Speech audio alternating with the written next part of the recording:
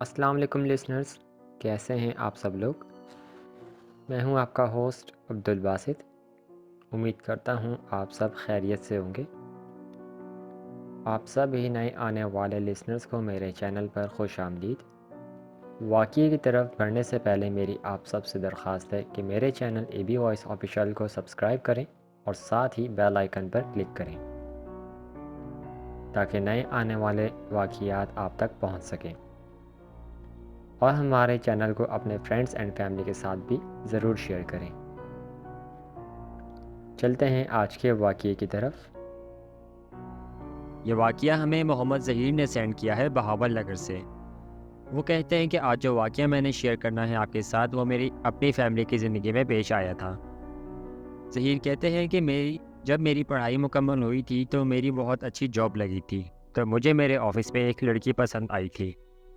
تو میں نے اپنے گھر والوں کو اس کے بارے میں بتایا کہ مجھے اس سے شادی کرنی ہے۔ تو جب میری اور اس کی فیملی ملے تو ہم دونوں فیملیز میں رضامندی کے ساتھ ہماری شادی کے لیے ہاں کر دی تھی، اور جب میری شادی کی بات پورے خاندان میں پتہ چل گئی تو سب نے مجھے کافی مبارکباد دی، سوائے ایک فیملی کے، پر میں ان کا نام نہیں ڈسکلوز کر سکتا۔ پر ان کی خواہش تھی کہ میں ان کی بیٹی سے شادی کروں، پر ان کی فیملی کا ماحول ہماری فیملی سے بہت الگ تھا اور ان کی کچھ عادتیں بہت غلط تھیں۔ انہوں نے کئی بار رشتہ بھجوایا تھا، پر میرے پیرنٹس نے ہر بار ان کو آرام سے منع کر دیا تھا۔ پر جب میری شادی کا ان کو پتہ چلا تو وہ لوگ بظاہر بہت خوش ہوئے تھے، جیسے ان کو کوئی مسئلہ نہ ہو، لیکن ان کے من میں کیا تھا وہ ہمیں بعد میں پتہ چلا تھا۔ انہوں نے کافی خوشی کا اظہار کیا تھا۔ ایسے ہی دن گزرتے گئے اور میری شادی کا دن آ گیا۔ جب میری شادی ہوئی تو میرے وہ رشتہ دار ہر 1 سے 2 دن بعد ہمارے گھر آیا کرتے تھے ہم سے ملنے کے لیے، اور ہمارے لیے کافی سارے گفٹس وغیرہ بھی لایا کرتے تھے، خاص طور پر میری وائف کے لیے۔ کبھی کوئی میک اپ تو کبھی کوئی پرفیوم یا کبھی کوئی سوٹ۔ ہم ان لوگوں کو کافی منع بھی کرتے تھے، پر وہ ہماری بات نہیں سنتے تھے۔ ہماری شادی کو ابھی 1 ہی ویک ہوا تھا تو میری وائف کی طبیعت خراب رہنے لگ گئی تھی۔ اکثر رات کو وہ ڈر کر اٹھ جاتی تھی، کبھی اپنا سر پکڑ کر چیخیں مارنے لگتی۔ ہم لوگ اس کو ڈاکٹر کے پاس بھی لے کر گئے اور ڈاکٹر نے کچھ میڈیسن لکھ کر دے دی، لیکن ان میڈیسن سے میری وائف کو کوئی فرق نہیں پڑا۔ میری وائف کی طبیعت دن بہ دن خراب ہی ہوتی جا رہی تھی، کیونکہ وہ بہت کمزور ہو رہی تھی اور اس کا رنگ بھی پیلا پڑ رہا تھا۔ ایک بار وہ واش روم گئی اور اس کی زور سے چیخنے کی آواز آئی۔ جب میرے گھر والے اس کی چیخ سن کر گئے وہاں تو وہ بے ہوش ہو کر زمین پر گری ہوئی تھی۔ جب اسے ہوش میں لایا گیا تو اس سے پوچھا کہ کیا ہوا تھا اسے، تو اس نے بتایا کہ میں واش روم میں تھی تو میرے پیچھے کوئی بھیانک چہرے والی کوئی عورت کھڑی تھی، جس کے بہت ہی خوفناک دانت تھے اور سفید آنکھیں تھیں اور لمبے لمبے ناخن تھے۔ اس نے مجھے زور سے دھکا دیا تھا اور میں دیوار سے لگ کر بے ہوش ہو گئی تھی۔ وہ بہت زیادہ ڈری ہوئی تھی۔ میری وائف کا بیہیویئر اتنا عجیب ہو گیا تھا کہ بلا وجہ چیزیں اٹھا کر پھینکنے لگ جاتی تھی، تو کبھی نائف اٹھا کر خود کو نقصان پہنچانے لگتی۔ کئی بار اس نے اپنے ہاتھ بھی کاٹے تھے، اور اکثر رات میں چھت پر جا کر وہ بیٹھ جاتی تھی۔ پھر میری امی نے کہا کہ اس کو کوئی اور مسئلہ ہے۔ میری امی سمجھ گئی تھی۔ پھر انہوں نے اپنی ایک جاننے والے کے ذریعے ایک صاحب علم ہستی کا پتہ لگایا اور ان کے پاس جا کر ان کو سارا ماجرا بتا دیا۔ تو ان بزرگ نے کہا کہ مجھے آپ کی بہو سے ملنا ہے۔ تو میری امی ان بزرگ کو ساتھ گھر لے آئیں، تو جیسے ہی وہ بزرگ گھر کے اندر داخل ہوئے اور وہیں گیٹ پر رک گئے، گھر کے چاروں طرف دیکھنے لگ گئے جیسے وہ کسی کو دیکھ رہے ہوں، اور کافی پریشان بھی ہو گئے تھے۔ پھر جب گھر کے اندر آئے اور انہوں نے میری وائف کو دیکھا تو انہوں نے کچھ پڑھائی کی اور بتایا کہ کوئی ہے جو اس کی جان لینا چاہتا ہے۔ اس پر جان لیوا کالا جادو کروایا گیا ہے اس کو مارنے کے لیے، اور وہ آپ کے بہت قریبی لوگ ہیں اور وہ نہیں چاہتے کہ یہ زندہ رہے۔ اگر اس کا بر وقت توڑ نہ کیا گیا تو بہت دیر ہو جائے گی۔ ہم سب گھر والے بہت ڈر گئے یہ سن کر، تو ہم نے ان بزرگ سے فوراً کہہ دیا کہ آپ اس کا علاج شروع کر دیں۔ پیر صاحب نے کوئی عمل کرنا تھا تو اور انہوں نے کہا کہ جب آپ لوگوں کی شادی ہوئی تو کسی نے آپ کو کچھ چیزوں کے ذریعے کچھ ایسا سامان دیا ہے جس پر عملیات کیے گئے تھے، وہ سارا سامان یہاں لے کر آؤ۔ ہم نے سارا سامان ان بزرگ کے سامنے رکھ دیا، جس میں سے انہوں نے نشاندہی کر دی کہ یہ سامان ٹھیک نہیں ہے، اور باقی کا وہاں سے اٹھا لیا۔ اور جو سامان رہ گیا تھا ہمیں تب سمجھ آ گئی تھی کہ یہ کن کا کام تھا۔ میرے ابو اور مجھے بہت غصہ آیا تھا اور ان سے جا کر بات کرنے والے تھے، پر ان بزرگ نے ہمیں روک لیا تھا اور کہا تھا کہ اگر ان کو پتہ چلا کہ ان کے عمل کی کاٹ ہو گئی ہے تو وہ اگلی بار اس سے زیادہ بڑا حملہ کر سکتے ہیں۔ ابھی جو عمل کیا ہے اس کی کاٹ ہو سکتی ہے۔ ابھی جو عمل انہوں نے کیا تھا وہ 41 دن میں پورا ہوگا، اور 41 دنوں میں آپ کی بہو کی جان چلی جائے گی، لیکن آپ لوگوں نے جلدی پتہ لگا لیا اس لیے یہ بچ جائے گی، اور میں اس عمل کی کاٹ کروں گا تو یہ عمل ان پر الٹا پڑ جائے گا جنہوں نے کیا تھا ان پر، اور یہ ان پر ہی اثر کر جائے گا۔ ان بزرگ نے کوئی پڑھائی کی اور ان کے جتنے بھی دیے ہوئے گفٹ تھے ان میں سے جو کپڑے تھے ان کو انہوں نے آگ لگا دی، اور جو سامان نہیں جل سکتا تھا جلد ہی انہوں نے بہتے پانی میں بہانے کو کہا، اور وہ سامان ان بزرگ نے خود ہی بہانا تھا، کیونکہ اگر گھر کا کوئی بندہ کرتا تو ان کو نقصان پہنچ سکتا تھا۔ پھر وہ بزرگ دوبارہ ہمارے گھر آئے اور میری بیوی کو حصار میں کر دیا، اور کچھ پڑھ کر انہوں نے اس پر پھونک دیا۔ اس پر ایک بھیانک عورت کی حاضری ہو گئی۔ میری بیوی کا چہرہ اتنا عجیب ہو گیا تھا کہ اس کی آنکھیں بہت عجیب سی ہو گئی تھی۔ اس سے بزرگ نے پوچھا کہ تمہیں کس مقصد سے یہاں بھیجا گیا ہے؟ اس نے بتایا کہ اسی گھر کے رشتہ داروں نے اس کو مارنے کے لیے ہمیں بھیجا ہے 41 دن میں اس کو مار دوں بہت اذیت دینے کے بعد۔ اور اس نے ان لوگوں کی نشاندہی بھی کی۔ وہ وہی فیملی تھی جنہوں نے ہمیں بہت سارے گفٹ دیے تھے، جن کو ہم نے رشتے سے انکار کیا تھا۔ ان بزرگ نے بہت بولا کہ اسے چھوڑ دو، پر وہ ایک ہی بات کہی جا رہی تھی کہ میں بنا جان لیے اس کو نہیں چھوڑ سکتی، مجھے بیچا ہی اسی مقصد کے لیے ہے۔ پھر ان بزرگ نے مزید کچھ پڑھائی کی اور میری بیوی پر پھونک دیا، اور وہ وہیں پر بے ہوش ہو گئی، اور انہوں نے کہا کہ اس عمل کی کاٹ کرنے کے لیے مجھے 3 دن کا عمل کرنا ہوگا اور یہیں رک کر کرنا ہوگا، کیونکہ اس کی کاٹ میں 3 راتیں لگنی ہیں۔ تو ہم نے فوراً کہہ دیا کہ کچھ بھی کر کے میری بیوی کو بچا لیں گے۔ جب عمل کی پہلی رات تھی تو رات 12 بجے انہوں نے پڑھائی شروع کرنی تھی۔ میری بیوی کو ایک دائرہ بنا کر اس میں بٹھا دیا تھا، اور ہم باقی گھر والے بھی ایک حصار میں تھے، کیونکہ بزرگ نے کہا کہ وہ مخلوق اگر اس کی جان نہ لے سکی تو کسی نہ کسی کو مار کر ہی جائے گی، اور وہ کوئی بھی چال چل سکتی ہے حصار سے باہر کرنے کے لیے، تو کچھ بھی ہو جائے آپ لوگوں نے حصار سے باہر نہیں آنا۔ جب پہلی رات عمل کی تھی تو انہوں نے پڑھائی شروع کر دی، تو تھوڑی دیر بعد ہمارے گھر میں عجیب و غریب سا ماحول بن گیا۔ عجیب و غریب ہلچل شروع ہو گئی، اتنی تیز طوفان جیسی ہوا چلنے لگ جاتی تھی، کچن کا سامان ٹوٹنے کی آواز آتی، چیزیں یہاں وہاں گر رہی ہوتی، تو کبھی باہر دروازے پر دستک ہوتی اور بہت زور سے ہوتی تھی۔ یہ سب ہم گھر والے برداشت نہیں کر پا رہے تھے۔ یہ سلسلہ 2 سے 3 گھنٹے چلتا رہا، اور کبھی کسی کے بھیانک طریقے سے ہنسنے کی تو کبھی رونے کی آوازیں آتی۔ فجر تک سب کچھ تھم گیا تھا۔ ان بزرگ نے فجر تک ہی کچھ پڑھنا تھا۔ عمل کے دوران میری بیوی بے ہوش ہی رہتی تھی، اس کی حالت بہت غیر ہو چکی تھی، وہ بہت زیادہ ویک ہو گئی تھی۔ اور پھر جب دوسری رات تھی عمل کی تو پھر ہمیں ایک الگ حصار میں کر دیا گیا ان بزرگ نے، اور عمل شروع کیا۔ جب دوسری رات پڑھائی کر رہے تھے تو ہمارے گھر کے صحن میں بہت زیادہ تعداد میں بلیاں جمع ہو گئی، اور ساری کالے رنگ کی تھی، اور ان کا سائز عام بلیوں سے بہت بڑا تھا، اور وہ اتنی خوفناک طریقے سے آوازیں نکال رہی تھی۔ کافی دیر تک وہ بلیاں ایسے ہی روتی رہی، 3 یا 4 گھنٹے تک وہ صحن میں ہی بیٹھی رہی، اور اچانک ہمارے دیکھتے ہی دیکھتے وہ سب غائب ہو گئی۔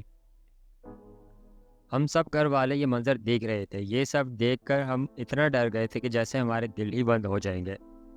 میری امی اور بہن نے اپنے چہروں پر ہاتھ رکھ لیا تھا، کیونکہ وہ مزید برداشت نہیں کر پا رہے تھے۔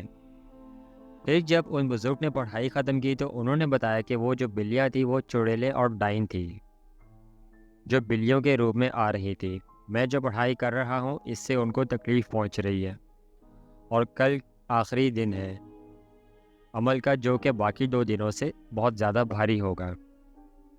جب آخری رات آئی تو عمل کی تو ہم سب پھر سے حصار میں بیٹھ گئے، اور بزرگ نے کہہ دیا کہ آج کی رات بہت سخت ہوگی، اس لیے ہمت سے کام لینا، کیونکہ آج وہ چڑیلیں ہر ممکن کوشش کریں گی نقصان پہنچانے کے لیے۔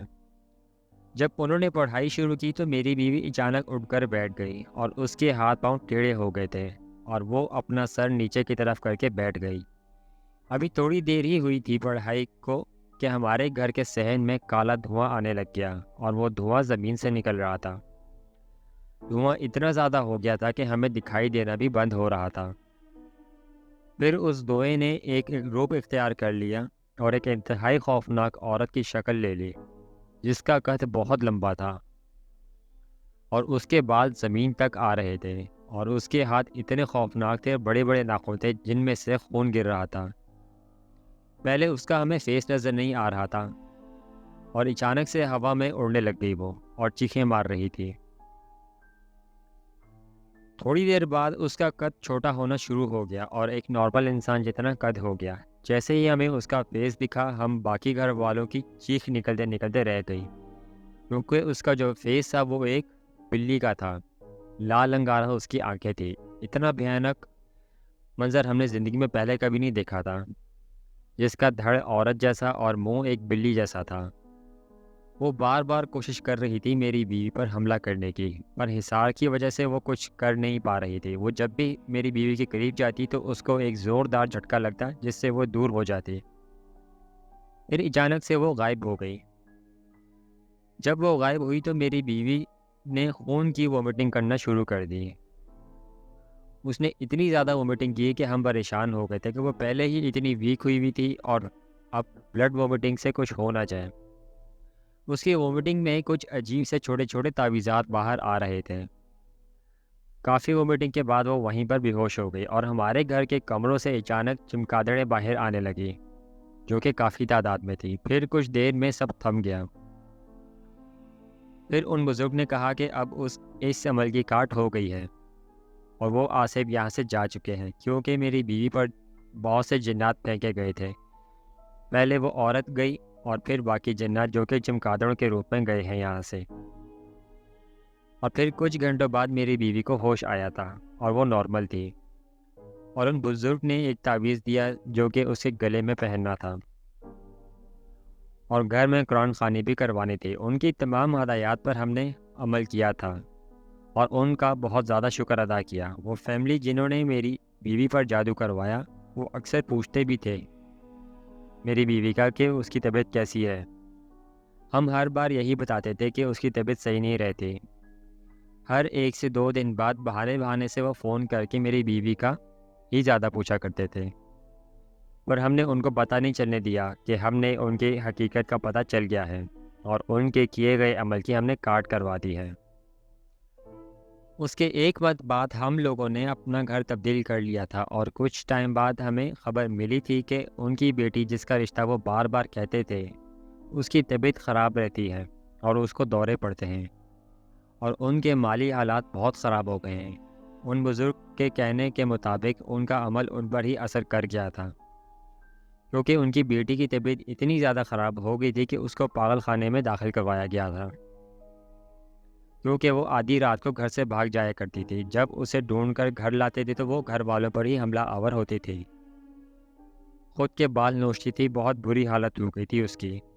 پھر ہم لوگوں نے ان سے رابطہ آہستہ آہستہ کم کر دیا تھا۔ پھر میری بیوی کو ان کی وجہ سے بہت تکلیف ملی تھی۔ ہم نے اس سے یہ سب بعد میں بتایا تھا کہ کیونکہ وہ دوران عمل زیادہ تر بے ہوش رہتی تھی، اور اس کو کچھ یاد بھی نہیں ہوتا تھا۔ جب اس کو پتہ چلا تو وہ کافی ڈر جاتی تھی، پر میرے باقی گھر والوں نے جو کچھ دیکھا تھا وہ ہم سب چاہ کر بھی کبھی بھلا نہیں سکتے، اس کا وہ بھیانک چہرہ۔ اپنے ریلیٹیوز کے لیے ہمیں بعد میں بہت دکھ ہوا تھا کہ حسد اور بدلے کی بنا پر انہوں نے اپنی دنیا اور آخرت دونوں ہی برباد کر دیے تھے کالا جادو کی وجہ سے۔ لوگ چند معمولی باتوں کے پیچھے اپنے اتنے بڑے نقصان کر بیٹھتے ہیں۔ جو انہوں نے ہمارے ساتھ کیا پر وہی سب ان کے ساتھ بھی ہو گیا۔ میری دعا ہے کہ اللہ پاک حاسدوں سے ہم سب کی حفاظت فرمائے، آمین۔ یہ تھا وہ واقعہ جو میری فیملی کے ساتھ پیش آیا تھا۔ بہت شکریہ آپ کا ظہیر، آپ نے ہمارے چینل پر اپنا واقعہ شیئر کیا۔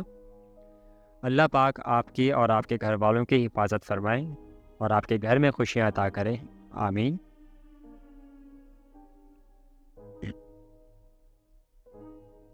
لسنرز، میں نے پہلے بھی کالے جادو سے متعلق ایک واقعہ شیئر کیا تھا۔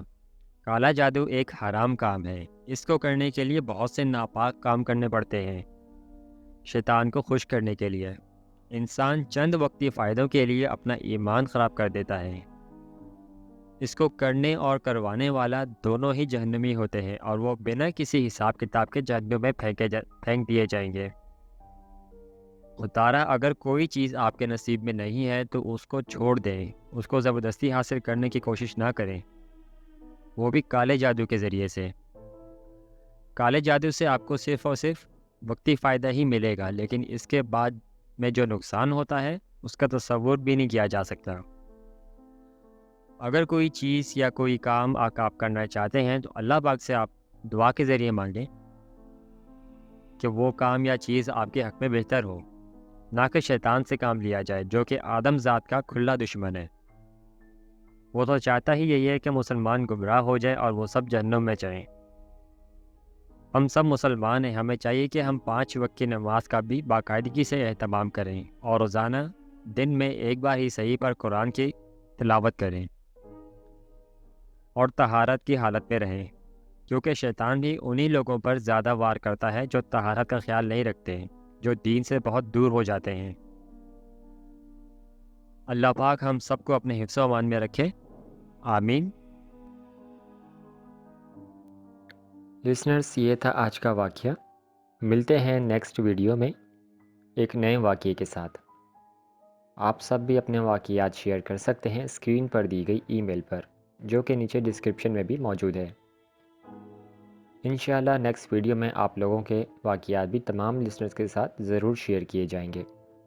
آج کا واقعہ آپ سب لوگوں کو کیسا لگا نیچے کمنٹ میں ضرور بتائیے گا، اور چینل کو سبسکرائب ضرور کیجیے گا۔ تب تک اپنا اور اپنے گھر والوں کا خیال رکھیں، نماز کی پابندی کریں اور قرآن کی تلاوت کریں، اور ہمیں بھی دعاؤں میں یاد رکھیے گا۔ اپنا بہت سارا خیال رکھیں۔ اللہ حافظ۔